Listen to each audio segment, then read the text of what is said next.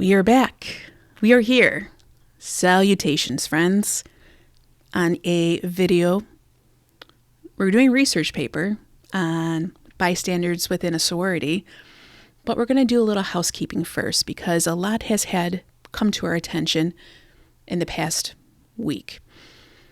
After my last video, it was the 15th when I uploaded it, and then on the 17th, Ms. Taylor has given us information about not only the text messages between Dylan and Bethany, but also the 911 call and the need of having a transcript, which is one of my main gripes about how the state gave us that information without giving us the transcript or timestamps or anything. We need to see that all come into play in order to understand and comprehend the full essence of that 911 call. So let's take a look here. And if you haven't read the whole document, I suggest that you do, but we're just going to look at here, which is what I was speaking of. Mr. Kohlberger raises the same objections to this transcript being admitted. If the transcript is admitted, the court should only admit a version that is certified by a court reporter. Mr. Kohlberger has a certified transcript prepared and provides it as an exhibit to this motion for use should the court allow the transcript be admitted. Mr. Kohlberger objects to the state's motion and urges the court to deny it. Testimony in open court and subject to the adversarial process best practices Mr. Kohlberger's constitutional rights. And for some reason, people are reading this as, which I'm not surprised because it comes from the mass media, that she wants it thrown out, which she does not. She wants it done correctly, which with the actual certified by a court reporter, not what the state cherry picks and uses, which we have learned they have done in regards to the text messages between Bethany and Dylan. So let's take a look at that. So here I've done myself, but I added what Ms. Taylor has on the defense. So we have here, when I mentioned earlier how in the last video, how the state was just saying, we're going to use this time here of 2:10:29 of just Dylan texting e.g. the Uber driver if he was driving. And then they didn't want us to see the rest, which he did respond at 2:13. I added this part in regards to what Olivia has done in interviews at the New York Post, as well as others, but this one's from the Post. Kaylee calls at 2:26 and 2:44 and makes a final call to him at 2:52 a.m. While we also have Madison calling the same mystery man, 'cause at the time we didn't know, and we still don't know unless we see the actual proof, from 2:44 to 2:52. And this was added with this defense in 2:53, Madison calls Bethany. And body cam begins on Taylor Ave with Rosenthal and the other officer at 2:53:54. In my opinion, I hear Kaylee and Maddie on body cam at 2:55:16. And then we see people running past the officers kind of down that hill where we see that cement steps that goes from 1122 Queen all the way through down to Banfield at 3:12:34. And then at 3:16:03, Rosenthal says Moscow 77, which I looked up, and it possibly could mean en route, which we do know through Truth and Transparency. She has a body cam video of him going to, I want to say it's Identity Apartments, where we see the one male that was at the grub truck when Maddie was there wearing the Dutch Bros sweater, which we talked about earlier. And then at 3:51, Dylan makes or creates a new contact in her phone. And this is when they're saying on the 911 call, that was Emily, saying that they saw a man, basically saying that Dylan and Bethany saw a man at 4 a.m. But even though they saw a man, they're still interacting, communicating with each other during that time and staying within the home, not leaving, as per what Ms. Taylor says in that document that I just showed, that Dylan goes down to Bethany's room, which is, and I'll show it here. So here you see, this is the front door. Behind is the laundry room. This is the bedroom to the right of the front door. Here's the stairs to go up to the second floor, and here's the bedroom on the first floor where Bethany stayed. And you see the window here on the front, on the first floor by the front door. The windows directly above it, when you go up the stairs, is the living common area. So in order for Dylan to get to Bethany's room, she would have to go down the stairs. She doesn't go out the front door. She bypasses it and goes into Bethany's room. So both of them were on the first floor. She can even go out the window if she was afraid. That's right here, both of them. So it's hard to believe that they were in a frozen shock state as it was mentioned in the affidavit. And within those text exchanges, we find a new one, which is JM, which I believe is Jenna McClure. Here you see her with Dylan and Maddie. Here it says December 6th, but I do have others where it's done on the night of, possibly. They have several on 11/12/2022. This was an extra one that I had. The other ones I have in a PowerPoint, so I just grabbed this one quickly. Now, when I mentioned earlier with the times of the body cam and such, we'll look into those and I'll show you what I hear, and we'll go along with those times just to show that where I'm coming from with that. Now, the other housekeeping I would like to look at is this, is Emma Bailey. Several people on my channel have made comments in regards to me not knowing what I'm talking about and saying that it's not true, I'm lying, because of Jay Embry. I'm not aware of who he is until up to that point, and they're telling me that I'm wrong. It is not Greek, which I never mentioned that I am right. I've always, since the beginning, and my OGs know that I give you this information, and then it's up to you to decide for yourself. Do your own research and make sure you read it thoroughly. But they want me to believe that it's because of this person right here. Of this person, Jesse James Bailey, Washington Department of Corrections. And this was taken November 27th, 2018. And apparently he is part of the Aryan Nation that got arrested shortly after these crimes happened, and that they want me to believe, as well as other channels, through not only commenting on my videos, but also sending me emails, that this person, Jesse James Bailey, allegedly is a shot caller, and that or Emma Bailey, and apparently they are related, and she is going on other channels saying that it was her family member that made the hit, that is the shot caller and made the hint. Meaning, if he is the person that did the hit or told people to do that, why wouldn't he not do that to his family member?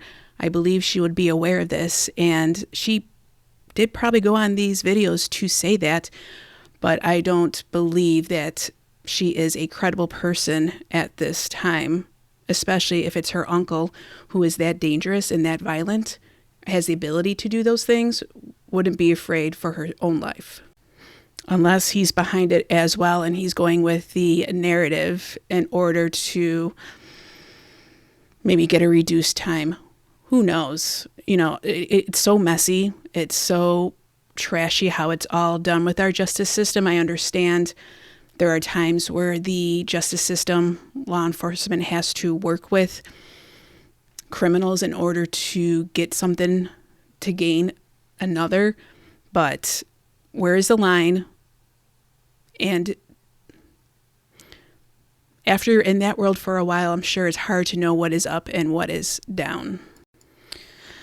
So let's move on, and we will talk about the coroner, Cathy Mabutt, as well as the Spokane coroner, the pathologist who did the autopsies. Not personally talk to her or see anything about that, but just kind of look that over, skim it over, and talk about the unfortunateness, possibly, of sexual assault.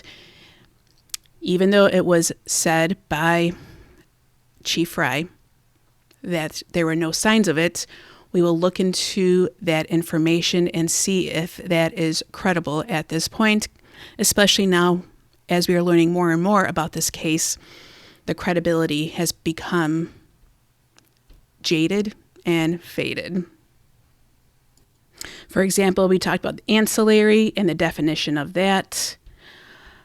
Integrity and the definition of those in regards to LE, as well as investigate how they even did that or lack thereof. So now we're going to look into, for the bystanders, is the unfortunate aspect of possibly sexual assault.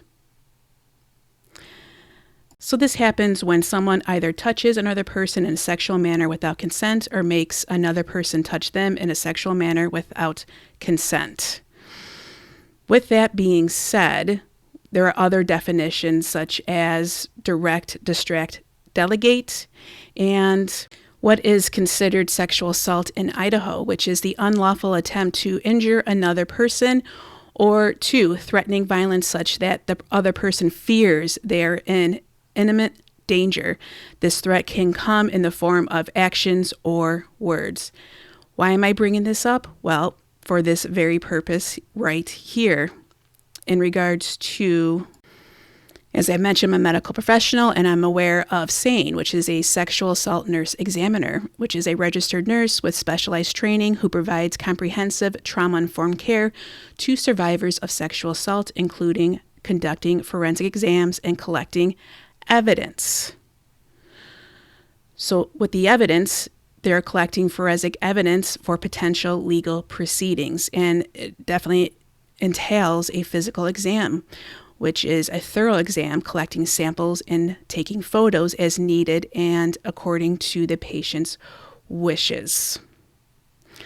So when Chief Fry says that there is no signs of sexual assault, how can he really truly know? Well, yes, by collection of evidence that would be done by the coroner, which we would like to see the coroner report on that, because the only report that we've seen thus far is from Cathy Mabutt, which is this, which says here on November 18th, 2022, on behalf of Latah County Coroner's Office, the City of Moscow Police Department is releasing the, I can't read it, cause of manner of death for the murders at 1122 Queen Road, King neighborhood in Moscow, Idaho. So the date of release is November 17th, and the date of pronounced death is November 13th, 2022 at noon. So we're not even told the exact times of their actual deaths. And we are also told the place, and the cause is homicide, and the manner of death is stabbing. So we're not really given that much information to even let us know The details, which may come up in court with the coroner's, not the coroner's report, but the actual pathologist, forensic pathologist who does the actual autopsy, which will be interesting to see if you can see that there was any threatening of violence to such person, that the other person feels that they are in imminent danger. This threat can come in form of actions or words. So you really can't say that there were no signs of it if you don't have their witness statements as a sexual assault nurse examiner would do in an interviewing process. Yes, there will be specifics done in order to tell if it was an actual sexual assault, if they got samples, if they were able to examine properly. But we are learning that may come out, especially in regards to Maddie's clippings under her fingernails. Was that due to unwanted advances? Or was that due to protecting herself, which is also an unwanted action to her, but an unwanted advancement to her that she was not willing to participate in? Because fingernail scrapings in a sexual assault does happen. That's especially, they would exactly do that. And I always question that right from the beginning, right from the get-go. And I did many papers about that, which I will bring out again. But this research paper I'm doing as of right now speaks of that, which is, I found it important because we have the peer victimization within fraternities and sororities. Then we did hazing within fraternities and sororities. And now we're going to do bystanders in regards to not only sexual assault, but interpersonal violence of those within a sorority, which I feel is a good time to do this. But first, we'll go ahead and look at, before we do that, I want to mention this. In regards to the toxicology reports, Cathy said that it was not needed. It was not going to be looked at. It doesn't pertain to this case, even though many of us had said, we all saw how Maddie was at the grub truck. She definitely looked like she was under the influence of something. We're going to assume it's alcohol because she was at the corner club, but it could also be other drugs that could be involved, either purposefully or not. So here, this is from December.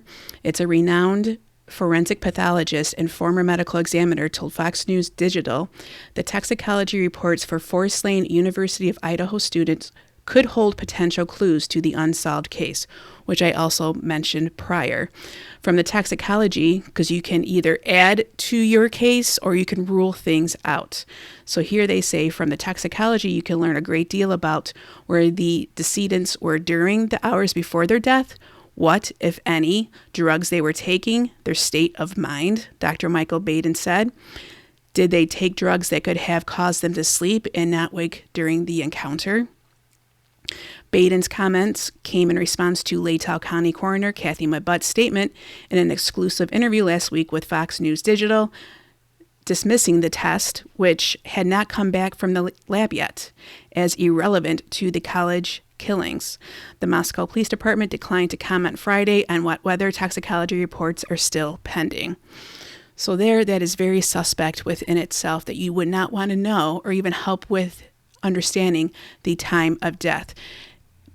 I would like to hear the testimony of the person who performed the autopsy, because I'm sure she will need to know that information in order to help with her own investigation. For all we know, she may have done hers on her own anyways, but the sooner it's done, the better. And with this 8-hour delay is not helping the prosecution side, the law enforcement, or even the roommates who survived this event. So now let's go look at the body cam footage and that timeline that I was speaking of, and then we'll get into the research paper. All right, and here is the body cam where we see it's at 2:53:53, which we have learned through the new documents that Madison called Bethany at 2:53. We don't have the exact seconds. I don't find that surprising because if you remember, Bethany is Maddie's little. So we are aware that Madison is no longer part of a sorority. Is she still Bethany's little up to whatever point? Even so, you would think your little would be there for you in this time. Is a lot to think about as well. So here we have them at right next to 1122, near that cement sidewalk that we pointed out earlier. It walks right through there. Here they are driving, and you can see the four who would then end up being stopped for underage drinking. I want to say that this is Rosenthal. There are the four, and there is Sigma Chi. Right over there, you saw that's where the fire hydrant is. Hey guys, Moscow PD. The fire hydrant where it looked like Maddie's jacket was thrown there. Is it a possibility? Well, let's listen to what I believe is Kaylee and Maddie.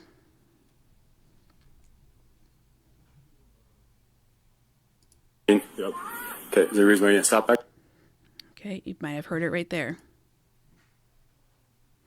But let's go, and that's at 2:55.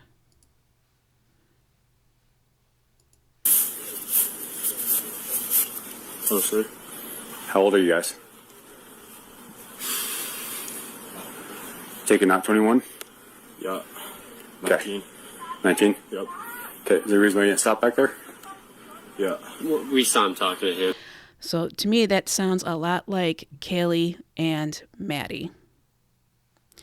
They're blurred out, but I believe GLR has one where you can see him turning his head, looking in the direction over where you hear the sound.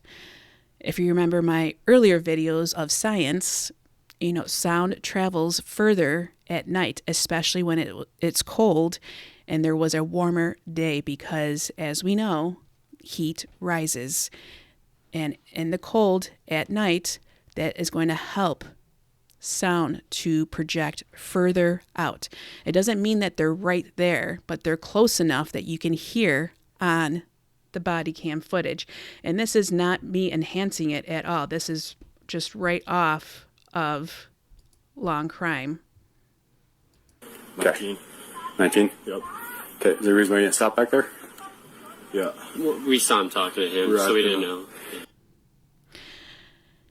And that's at 2:55, which was mentioned earlier. So you have, then we're going to see, so 2:53 is the last time that Maddie uses her phone, and it's calling Bethany, which is the same time that 2:53, same time that the body cam footage is turned on at Taylor Avenue for underage drinking with these three here, but then a fourth comes along, comes running up like a bat out of hell. So he gets, I guess, an alibi. I hate to say it like that, but that's what it comes off as. And now we're going to jump ahead and see the people running.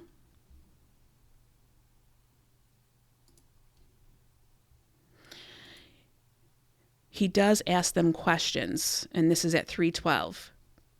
But right before you see them running, you're going to see Rosendahl turn off the sound on his body cam, and then you'll see them running by, and then he turns it back on. It may be because he's taking personal information, but it's just the timing of this video to what we're going to learn more of, especially now seeing these cars going by, is going to show how orchestrated, in my opinion, this all was.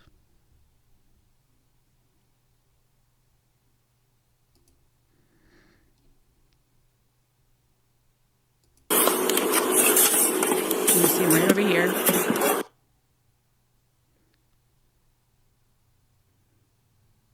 Okay. All right. So if we can hear the sound of, in my opinion, Kaylee and Maddie, what makes you think he does not hear them coming down those cement stairs past him into Banfield? So let's go watch again. Blue.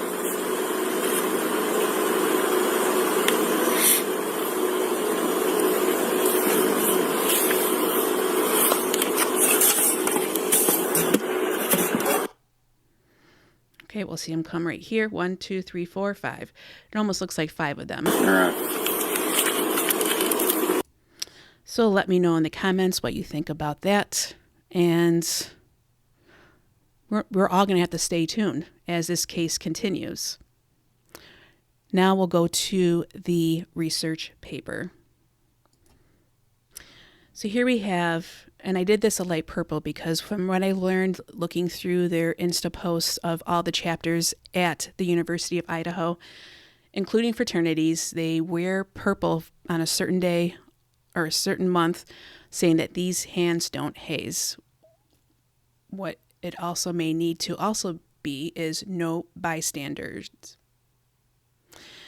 which this particular paper talks about increasing the knowledge of what a bystander is and how to help intervene, because what happens is a lot of them don't intervene because of fear of being of any type of backlash. And as I look through all of the research papers when in regards to bystander in fraternities and sororities, it ends up being mostly 99% of it being on sexual and intimate partner violence. It's, as you read through this paper, we'll see how prevalent it is and the importance of teaching so that others will either prevent it from happening or intervene so that it can be stopped. So let's take a look here. And it's relatively short. We'll do them like we do the other ones. We won't go through all of it, but we'll hit the main points. So this is through SAGE, and it's through the Violence Against Women. It was published in 2011. And here are your researchers, your authors, and they are at the University of New Hampshire, mostly of women's studies. Okay. So it is Sisterhood May Be Powerful for Reducing Sexual and Intimate Partner Violence, and evaluation of the Bringing in the Bystander in-person program with sorority members. So they're trying to increase education on this matter. Here are your authors, your researchers. So the abstract.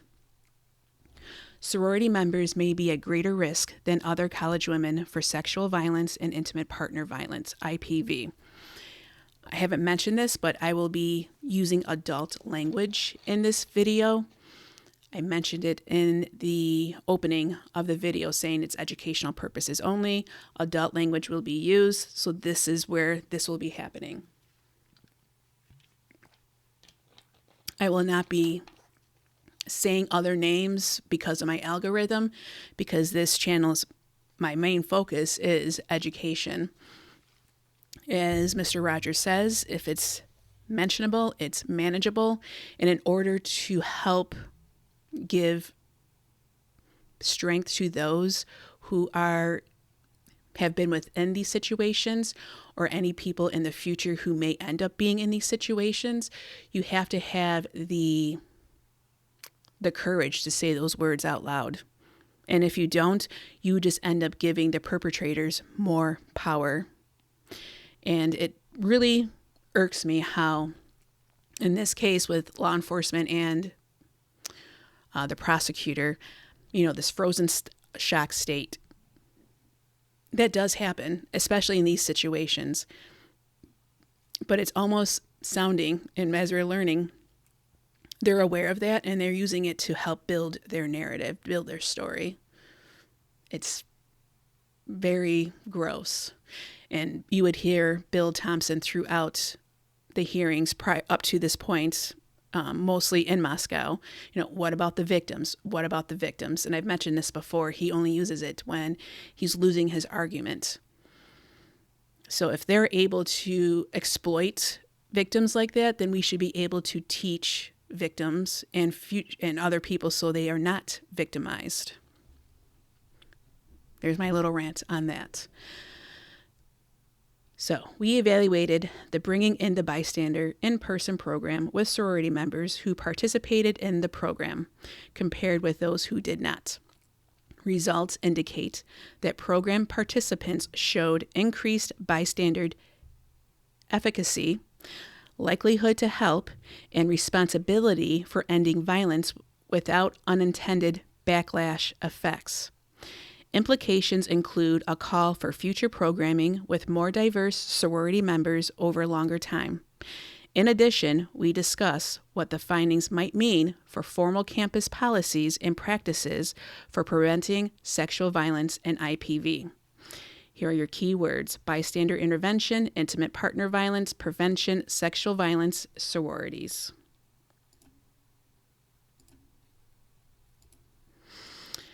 The problem of sexual and intimate partner violence on campus. Researchers continue to find a disturbingly high rate of sexual victimization of women on college campuses, indicating that college campuses constitute at-risk communities for women. And they were able to find 1, 2, 3, 4, 5, 6 other sources to support this statement. For example, researchers have found that approximately 50% of college women experience some form of unwanted sexual activity.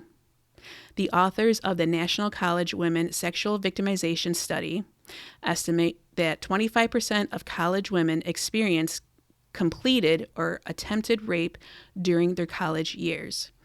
Moreover, Karjane, Fisher, and Cullen found college women to be at higher risk for sexual assault than their non-college peers. Even so, Karjane and her colleagues found that fewer than half of the colleges and universities in their sample had prevention programs or prevention curricula with a focus on sexual violence. Moreover, although we are aware that studies show that college men also report unwanted sexual experiences. Now, I'm going to play a song towards the end of this video and have it play a little bit because I have an inkling that some of this may have happened there and may have been outed. And I believe this because of other public information has come out throughout the years, especially when it entails certain groups and and that particular state in that area. And this has happened all the way up to the White House. It's public information. It has come out where information has come to light, and males are involved. I'll leave it at that.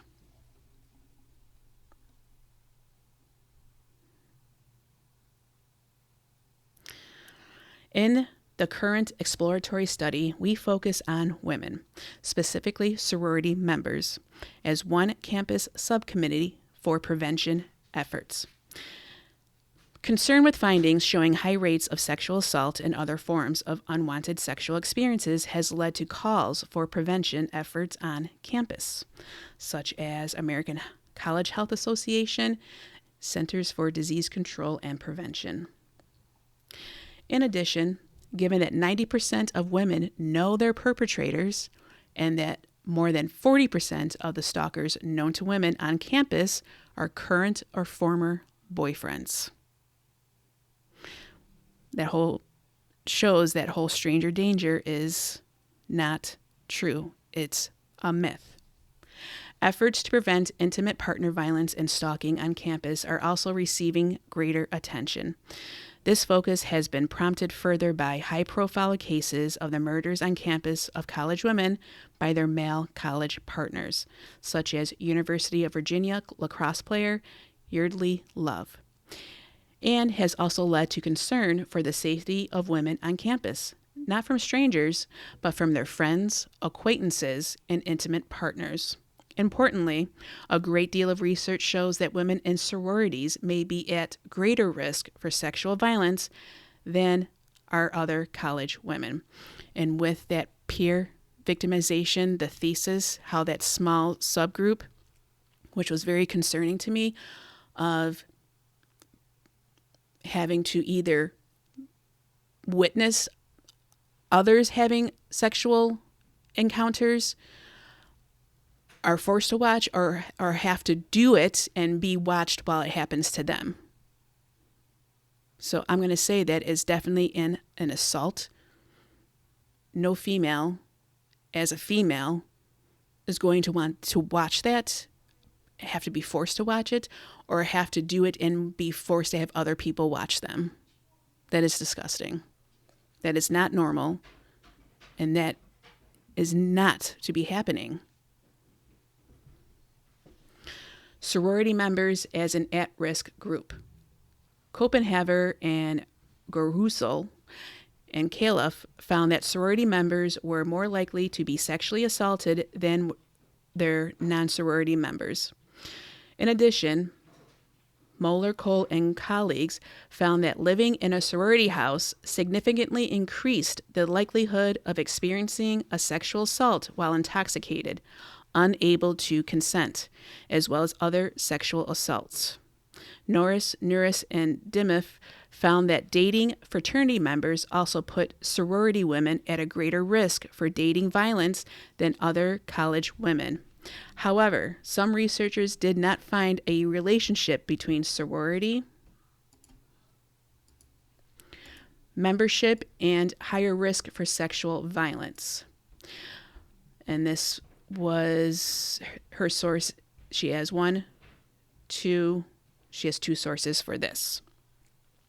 For example, based on a study of 674 college and university women from Southern post-secondary institutions, Mustaine and Tewksbury, findings suggest that it is not membership in a sorority per se that increased risk for sexual assault, but rather primarily proximity or the amount of exposure that sorority members had to rape-supportive male peer groups.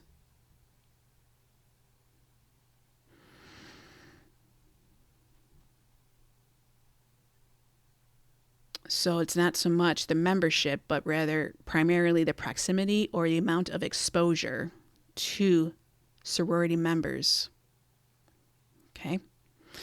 These mixed findings about risk led Minnow and Enolf to examine further the relationship between sorority membership and sexual victimization. They predicted a connection between sorority membership and sexual assault because of sorority women's traditional gender role socialization, their association with fraternity men, their tendency to misread danger cues from these men, and their higher rates of alcohol consumption. So it's just not one aspect, it's several that causes this to happen. It's, like they like to say, complex. This is complex. These researchers found that 33% of the sorority members in their study reported they had experienced completed rape while in college, compared with 6% of non-sorority members. And that's quite a difference. And 14% of sorority members experienced attempted rape compared with 8% of non-members. Finally, the researchers found that weekly alcohol consumption and attendance at Greek events where alcohol is served correlated positively with sexual victimization. Absolutely. Especially when you have people of their age. Surprisingly, however, they also found in a sample consisting of sorority members only that the relationship between attending events where alcohol was served and sexual assault became insignificant when alcohol consumption by sorority members was controlled. In their discussion, they suggest that there may be protective factors at work, such as sorority members looking after one another at parties, and they called for changes in the policies and social context of campuses to prevent violence against women. And here is the framework for prevention. Evaluation research to date finds limited effects of sexual violence prevention over time. In addition, national public health organizations such as the CDC and HCHA, as well as researchers and practitioners, are calling for an ecological approach, or peer social norms approach, to solving the problem of sexual and intimate partner violence. The ACHA's Shifting the Paradigm, for example, recommends that college communities develop programming that teaches bystander intervention techniques. Clearly, the responsibility for sexual and intimate partner violence perpetration ultimately rests with offenders. Even so, research has identified risk factors in social contexts that may increase the likelihood of sexual and intimate partner victimization and help or impede support of survivors.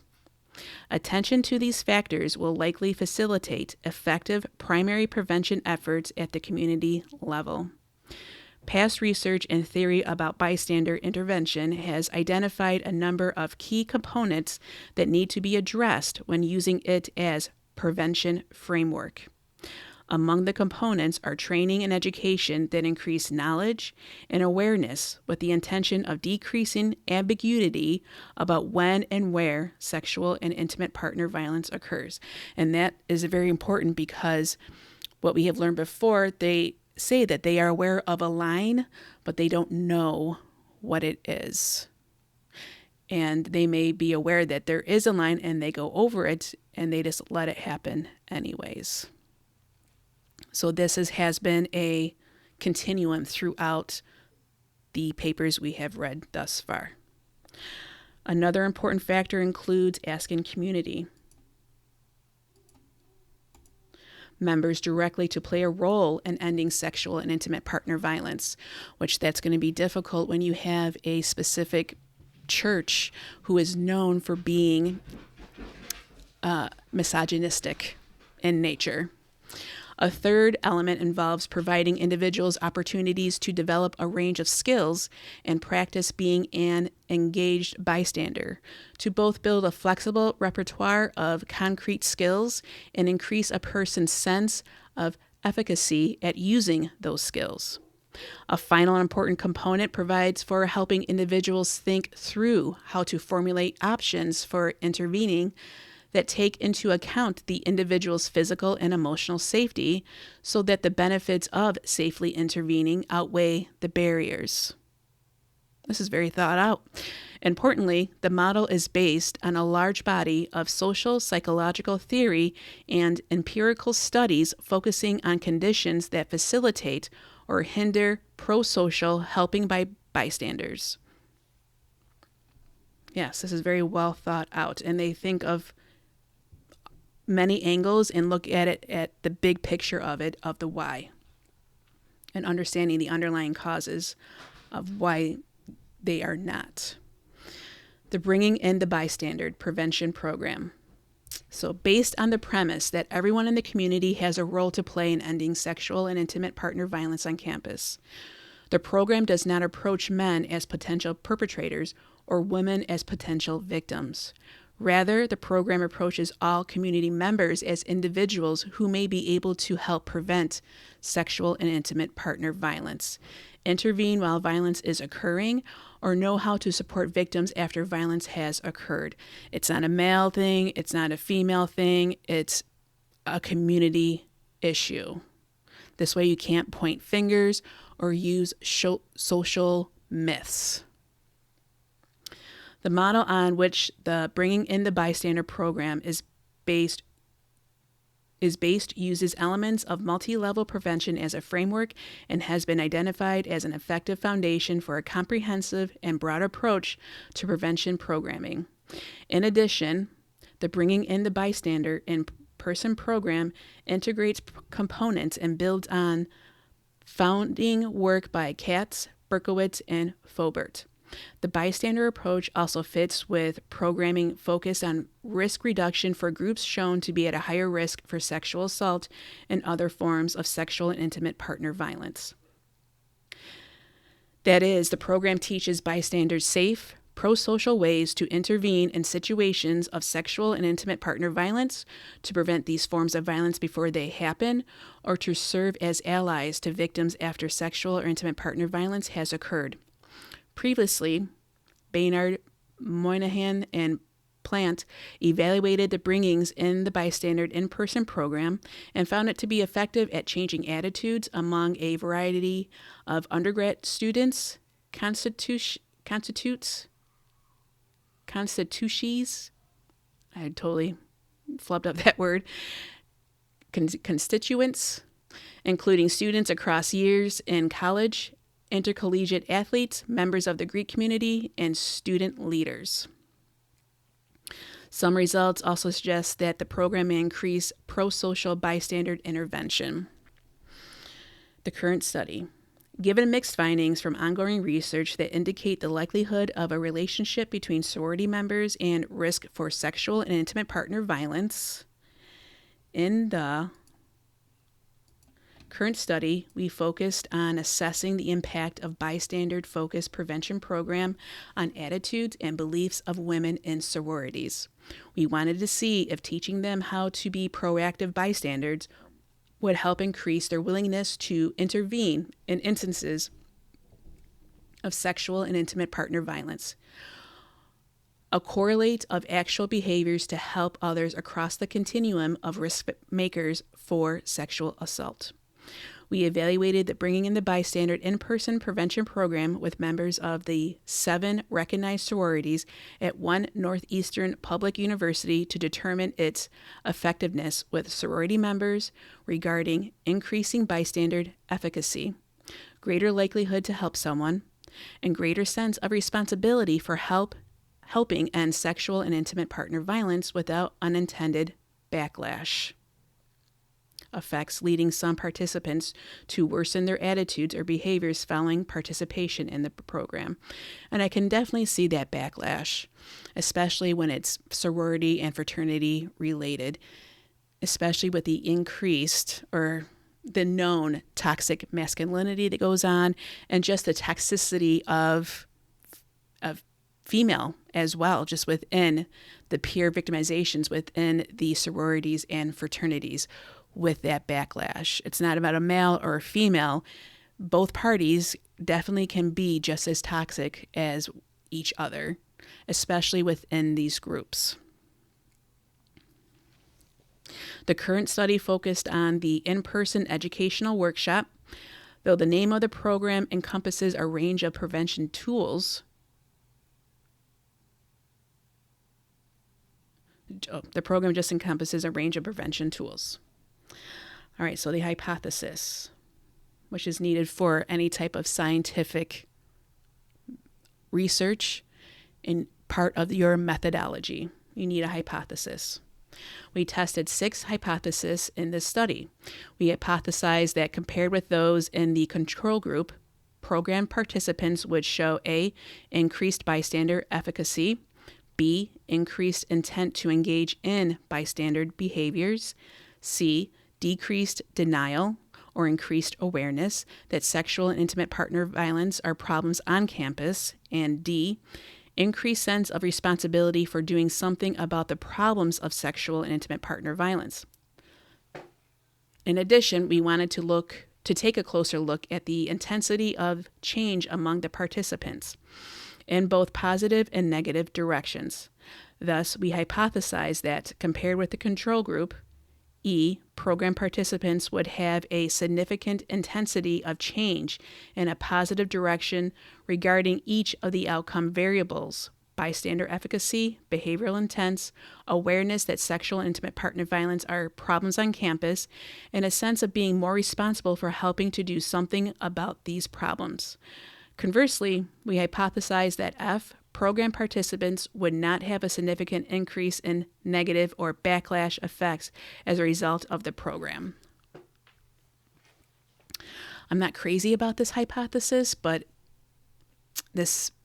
I did a quick read through, but I feel like this is definitely a learning research paper. This is a foundational.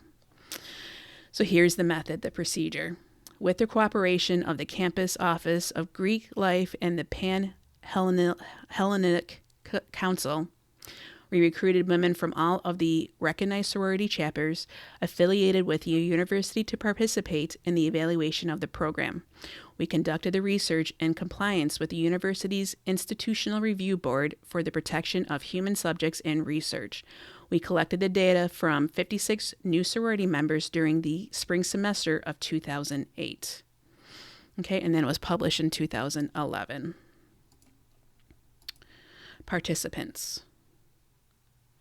56 new members of the 7 recognized sororities on one state university campus in the Northeast served as participants in the research and were randomly assigned to either the program group or control.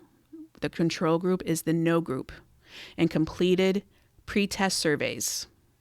Or the program group or the control, which is the no program group, and completed pre-test surveys. 36 of them participated in the program, and 20 women comprised the control group, so they did not receive the program, the 20. 65 first and second year college women joined sororities that semester. Thus, our sample represents 86% of new sorority members.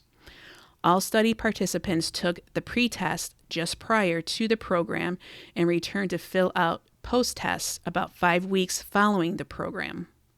Of the 56 women who completed the pre-tests, 86%, which was a sample size of 48, of the total sample, or 83%, of the program, and 90% of the control group participants returned to take the post-test. Participants received Greek Performance Evaluation Program, GPEP, points toward their annual review and accreditation process of their individual houses.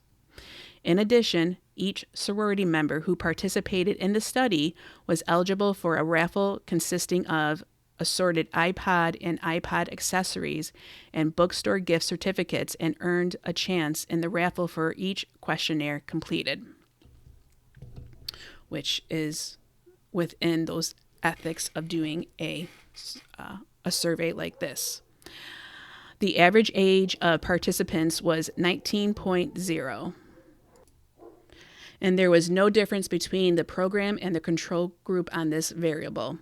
Second semester, first-year students comprised 30% of the sample, and sophomores made up the remaining 66%.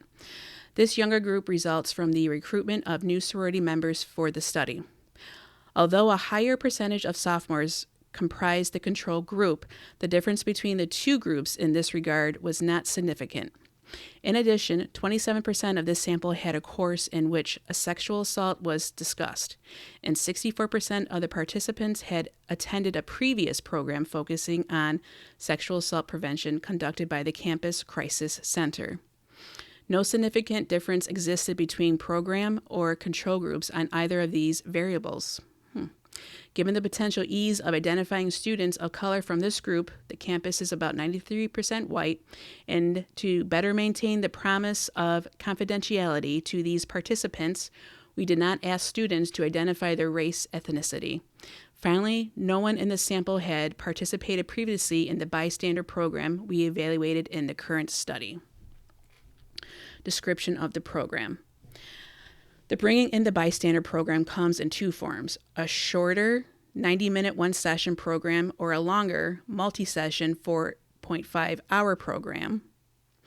2 veteran co-facilitators, one male and one female, who had presented the program previously on a number of occasions, conducted the 90-minute program with 2 separate groups of sorority members in a classroom on the same Saturday. The women co-facilitator was an ex-officer in one of the campus sororities and a trained sexual assault advocate. A mix of members from all participating sororities attended the program in the morning or the afternoon. About an equal number of participants attended the 2 sessions. Prior to conducting and evaluating the program with the new sorority members, we presented the longer 4.5-hour program to sorority leaders on campus. We did this to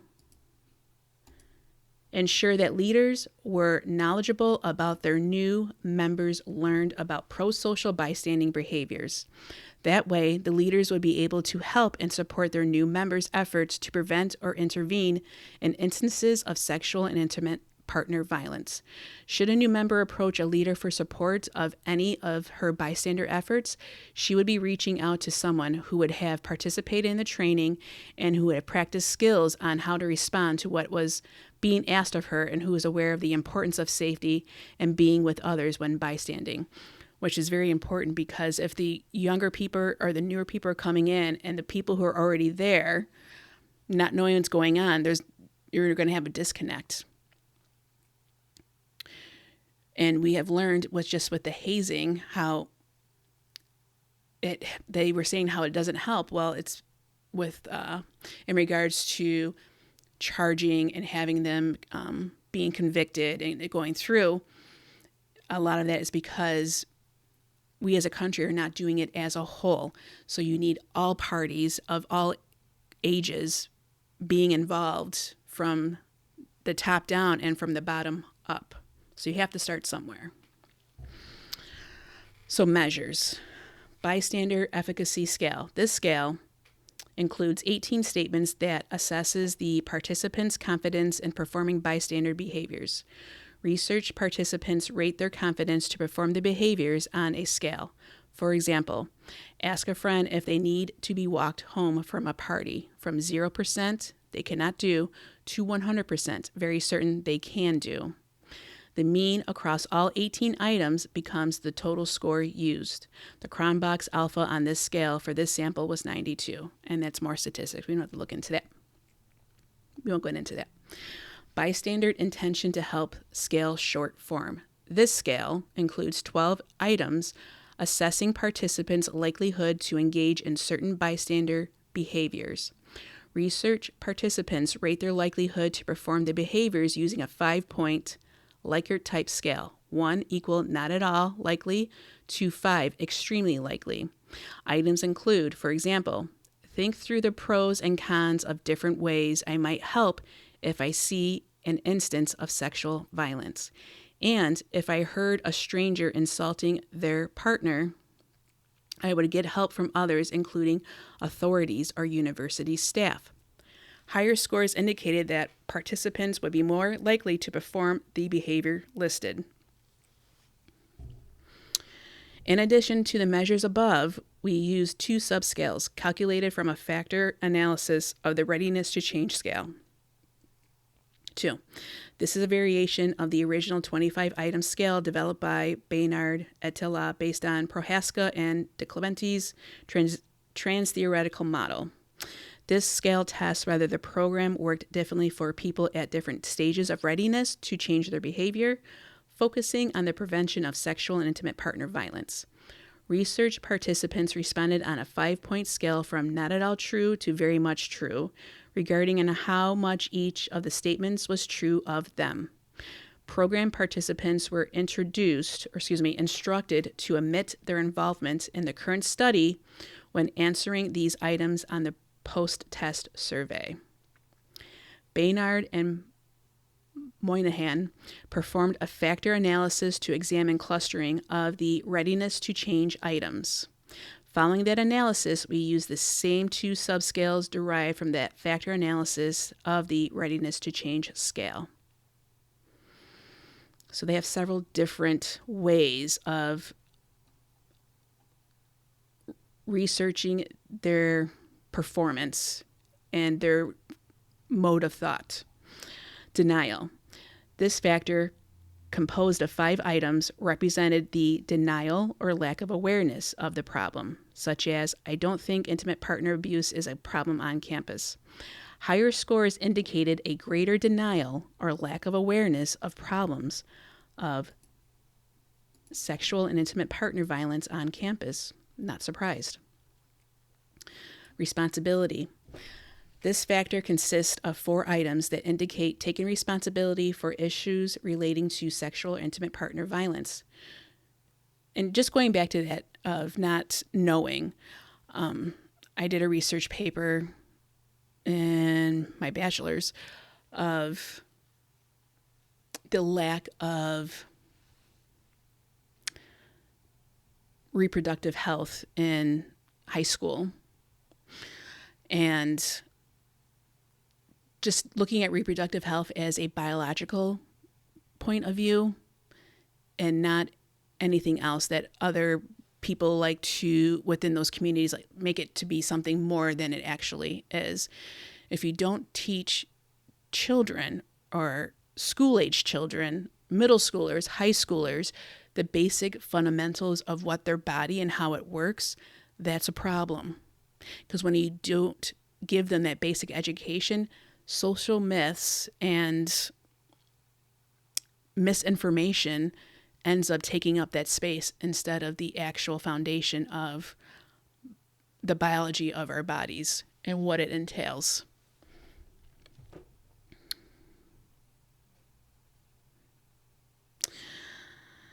So this factor consists of 4 items that indicate taking responsibility for issues relating to sexual or intimate partner violence.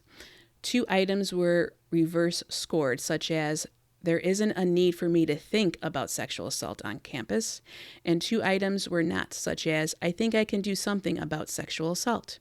Higher scores indicate greater sense of responsibility as a community member for doing something about the problems of sexual and intimate partner violence. Backlash. In addition, we calculated whether an individual score on each of 4 measures changed over time by at least 1 standard deviation. This is an innovative technique used by researchers assessing programs to check explicitly whether a program has... Apologize for my dogs. Leading some program participants to worsen their attitudes or behaviors following participation in a program.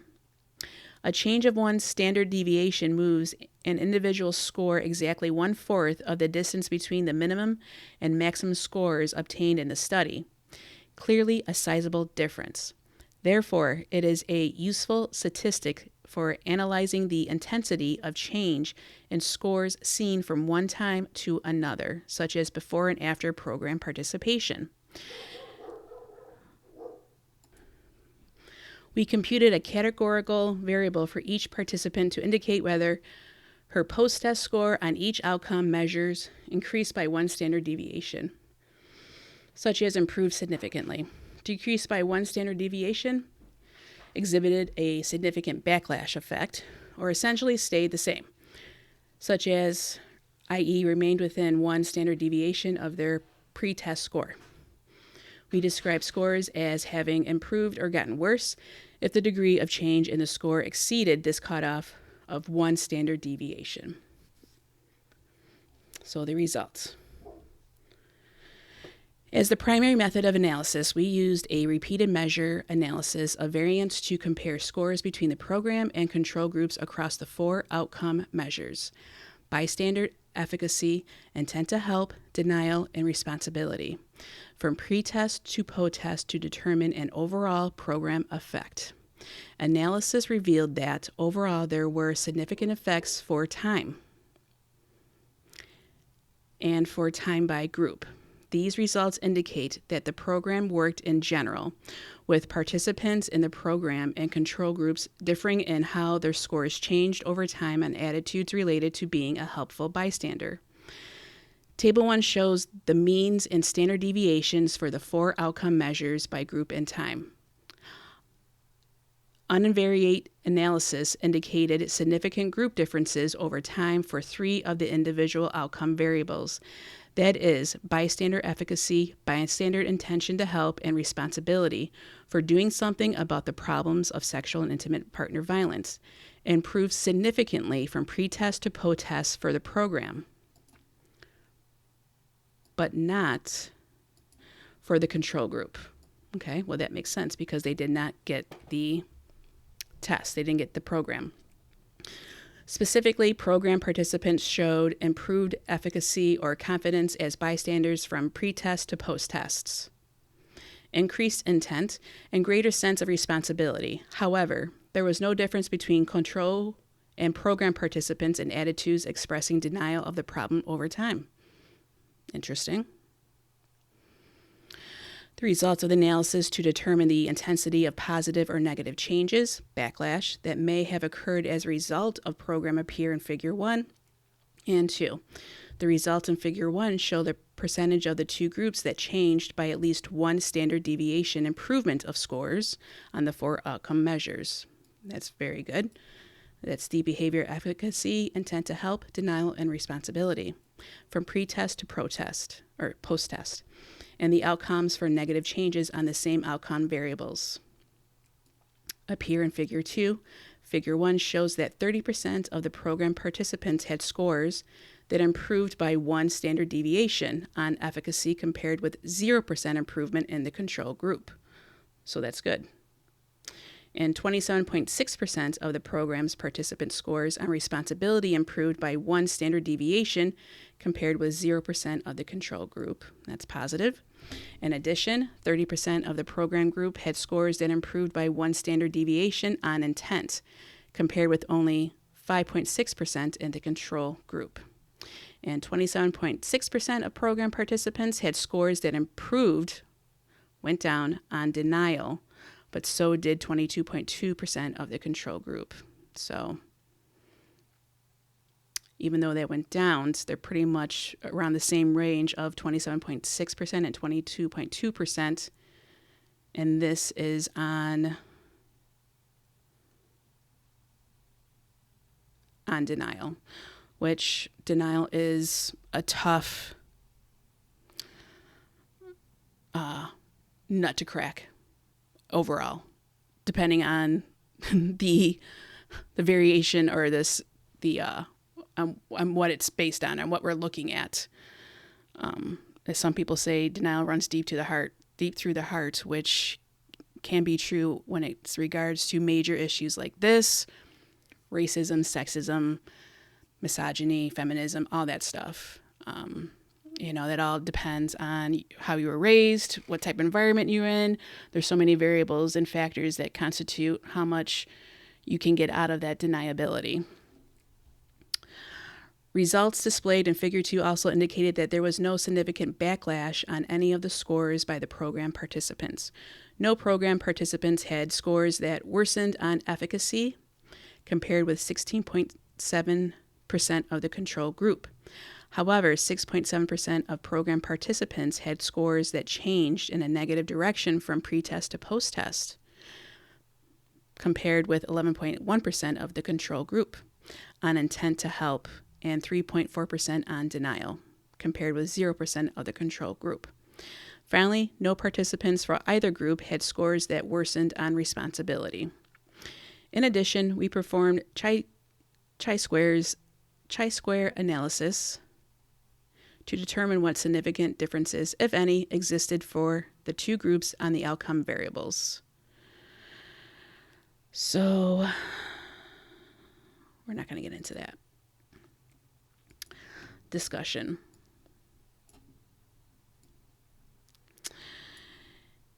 In the current study, we found that using a bystander approach to sexual and intimate partner violence prevention was effective at changing attitudes among incoming members of the sorority chapters on one campus.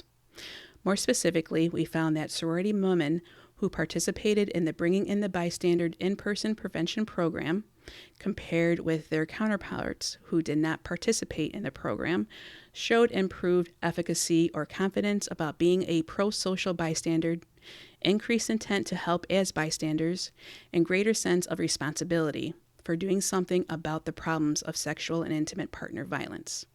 5 weeks after attending the program, In addition, compared with the control group, the program participants showed significant intensity of change in a positive direction on 2 outcome variables, bystander efficacy and responsibility, and no significant backlash on any of the 4 outcome variables.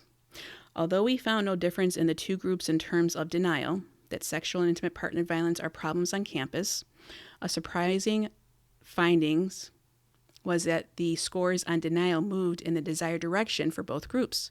We discuss this outcome in more detail below. We are encouraged by the high level of changes in efficacy, intent to help, and responsibility that occurred among the program participants. These attitudes are ones that researchers have found to correlate with the actual performance of helpful, pro-social, bystander behaviors in situations of risk for sexual assault. Importantly, for many program participants, scores did not just change in the right direction, but jumped substantially from pre-test to post-test. Furthermore, there was no evidence that participation in the program led any participants to worsen their attitudes from baseline levels at pre-test, which is good. So that shows that they were receptive to it and they just didn't cut it all off. We can't hear this. We don't want anything to do with this. This isn't true. Although the lack of difference change in the desired direction of the 2 groups regarding denial may seem surprisingly initially, there are a number of possible explanations. Keep in mind that 64% of all participants had previously attended a program on sexual assault, and there was no difference in this regard between the program participants and the control group. Thus, completing the pre-test after attending a program on sexual assault conducted by the Campus Crisis Center, as well as interacting with sisters and leaders who had participated in the program, may have affected the control group's denial post-test scores. Absolutely.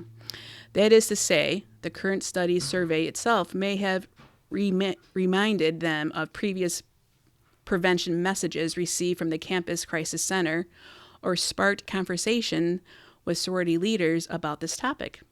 This may have moved all participants to self-report decreased denial or lack of awareness that sexual and intimate partner violence are problems on campus.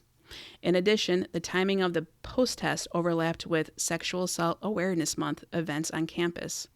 These are activities that sorority members are likely to attend for a variety of reasons, such as to gain knowledge for visibility as supporters of these efforts, for educational or GPEP points for their chapters. Thus, the level of denial of the participants in the control group may have been reduced as a result of the number of factors outside the control of the researchers. It would be desirable for researchers to control these potential co-founding factors in future research. The results from this preliminary study broaden the indication of the success of a bystander model already found effective with the general population of undergraduates and a number of other campus constituencies.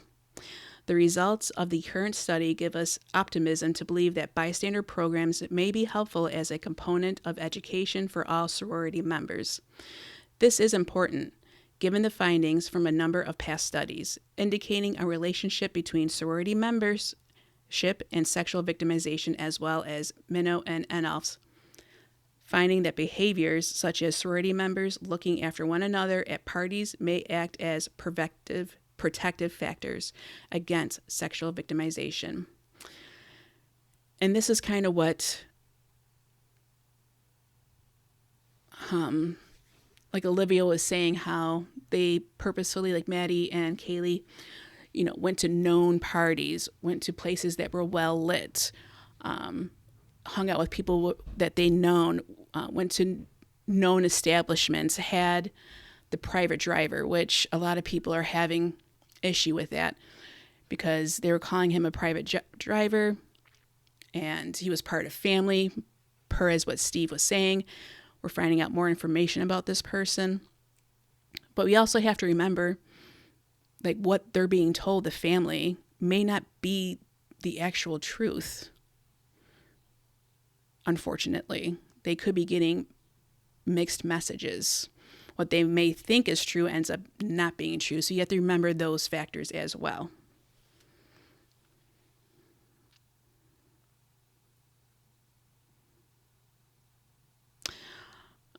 Anderson and Denise study of informal helping among sorority sisters in one campus community adds to this point. They note that sororities, in spite of being an at-risk subcommunity for the victimization, had few policies or explicit training to enable their community to deal with dating violence should it happen. They noted that although participants who were leaders within their sororities expressed comfort that the issues of relationship violence would be addressed if it happened, they did not indicate that they had sufficient comfort, knowledge, and skills to address it themselves. Once again, research indicates that individuals are often motivated to provide help, but are uncertain about how to do this. Very true. Prevention programs provide an opportunity for such skill development, and a bystander framework may encourage the formation of more specific sorority policies and practices. And for whatever reason, what popped in my head after just reading that, I am definitely one of those people who watched, and I call it my junk food TV, the New Jersey, what's it called? When they go to the shore, the Jersey Shore. And we all witnessed how we were all pretty much bystanders, especially the roommates of Sammy and, what is his name? Sam and Ronnie, when they would have their fights and he's throwing her stuff around, the bed around, and they're screaming. That is bystander. And you can hear them talking about it afterwards, the roommates saying they just stood there and they just didn't know what to do. They didn't know how to intervene. They were afraid to jump in. They were afraid to say anything. They just were froze. They didn't know what to do. So watching that in person and seeing that, a lot of people had a lot to say. Social media was big at the time, but not as it is today. And definitely hearing that afterwards of how they felt awful, how they couldn't help Sammy because they didn't know what to do. And that's in a controlled group setting. That was on a reality TV show type set where there was producers and adults surrounding them. And you're not having that with this when it comes to the sororities. Like, you're going to have house mothers, but they're not that many. It's not like a teacher where there's one for every so many sorority sisters. And, if you don't know what to do in that moment, you may not be able to articulate what you saw and what you felt in order to help the person who is being, verbally attacked or actually attacked, so on and so forth. That also kind of reminds me of, I wanted to bring up with the Stanford experiments where you had the victims and then you had, the accused, the people who were in the jail cells, and then you had the people who were like the correctional officers, and how that got way out of control. And that was in a control group as well. So imagine that type of dynamic happening on a college campus regarding fraternities and sororities. And then you have to think about, as well as that other experiment where a doctor is telling another person to electrocute the person on the other side of the wall, and they can hear him screaming, and the doctor tells them to keep doing it, and they keep doing it even though they hear the person screaming. So we have these natural barriers up already. So this definitely teaches you the importance of being educated on it, learning your comfort levels, and having support around you in order to be able to do this so you don't get backlash. Because part of that is backlash. You don't want to be the person that's, ruining whatever it is or have to be known for that person. It takes a lot of courage and bravery to do that. But if you weren't raised in a way of, helping those who need help, because you're in a space where that wasn't needed, then how would you know? So, and college is a place for learning and developing. So why wouldn't you have to continue more advanced educational programs to help with these very dynamic and dangerous behaviors that happen on campus? So limitations in research. In spite of the promising outcome regarding the evaluation of the program with sorority women, we realize that this exploratory study has a number of limitations. First, the sample size was relatively small, and we do not collect the information on ethnic diversity. In addition, although we did have a control group, we were unable to measure actual behavioral changes over time. Likewise, we do not know if the changes in attitudes from pre-test to post-test endured beyond the 5-week period between administration of pre-test and post-test. A better design for the future study may be to have assigned the membership of entire sororities in program or control groups. This may minimize the possibility of interaction between program participants and control group members during the period following the program and the post-test. However, that design was not possible for the current study, given that the administration of the program was scheduled independently of the opportunity to evaluate it, as is often the case with field research. We would certainly hope that program participants would share what they learned with their sorority sisters who did not participate in the program. Indeed, one of the goals of the program is that by engaging in pro-social behaviors, program participants are modeling these behaviors for others. However, we do not have information about how much sharing went on or how it may or may not have affected the outcome of the current study. Nor do we know in what ways, if any, training of the chapter leaders influenced the outcomes of the evaluation, which is very important, because that's going to be a dynamic within itself. But you have to start somewhere. Our preliminary study consisted of a very small sample of only new members of 7 sororities on one public university campus in the Northeast. Clearly, future research within the memberships of sororities should include a much larger sample from the number of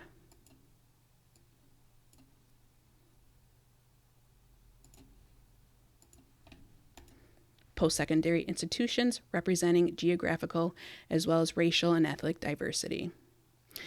So it does a great job showing their limitations, which are very insightful and definitely are important to look at if and when someone also decides to use this type of bystander program, to put this in consideration so they can change and alter in order to improve the outcomes.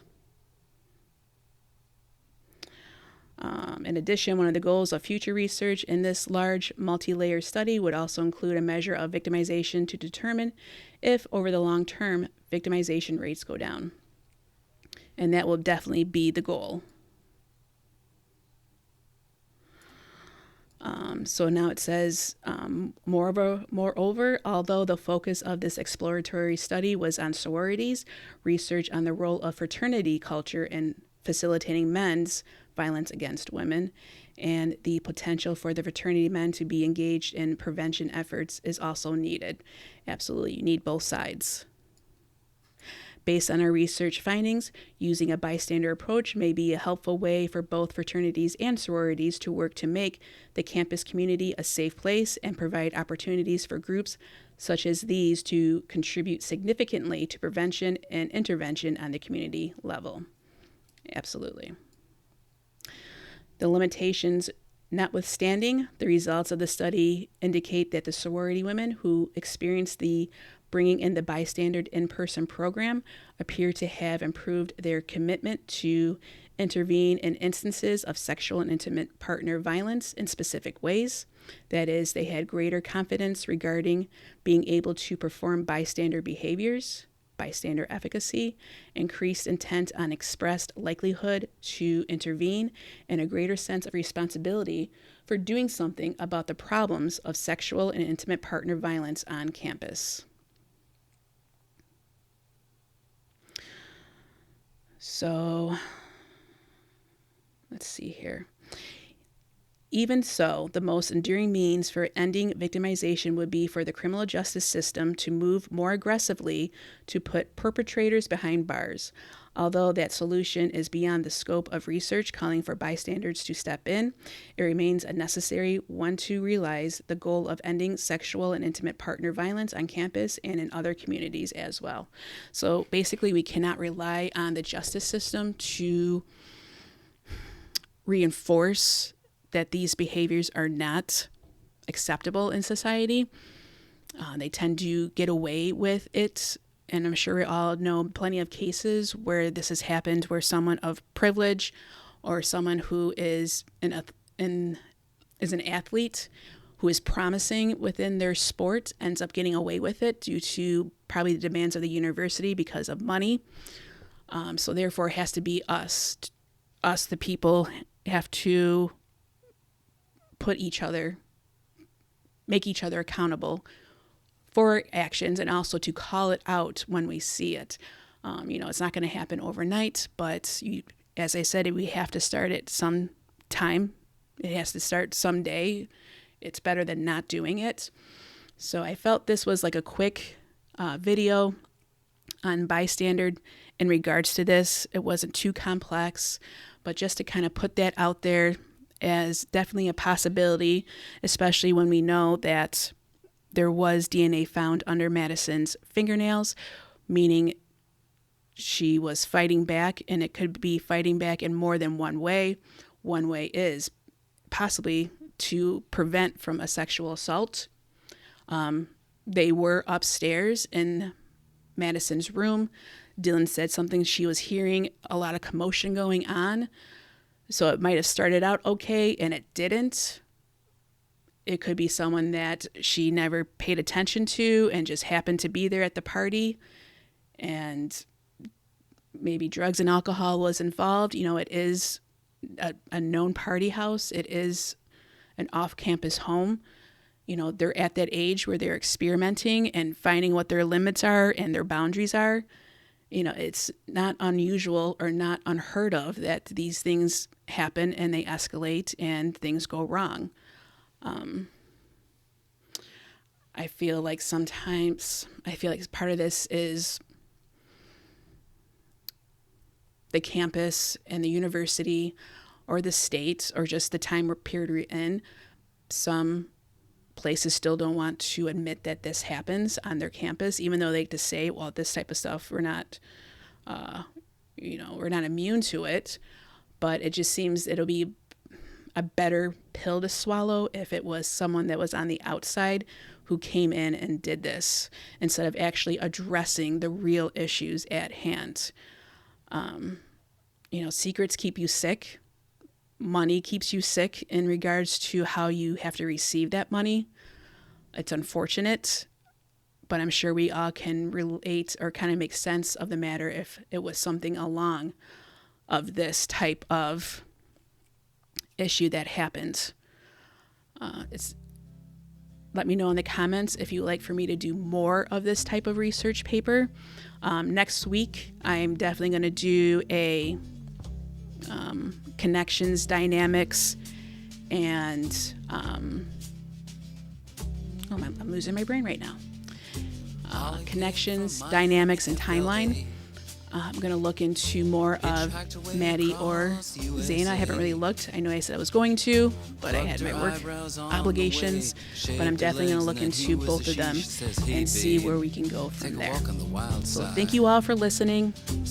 Let me know in the comments what you think of this, and I will see you all again. And here's that song I was telling you about. And since law enforcement is allowed to have a narrative and theorize, why can't we? Let me know in the comments what you think about this song and a possibility it pertaining to the massacre in Moscow, Idaho. And the colored girls go do do do do do do do do do do do do.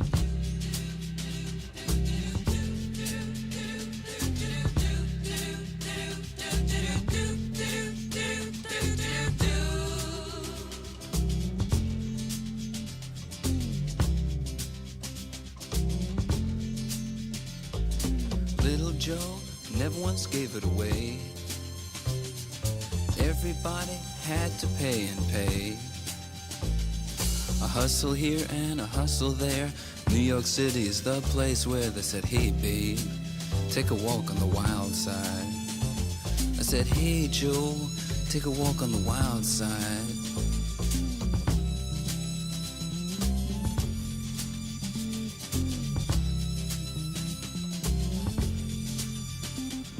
Sugar Plum Fairy came and hit the streets, looking for soul food and a place to eat.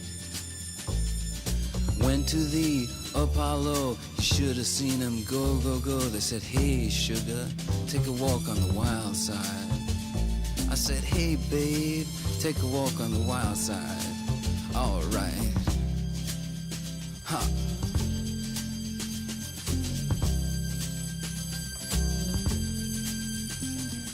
Jackie is just speeding away.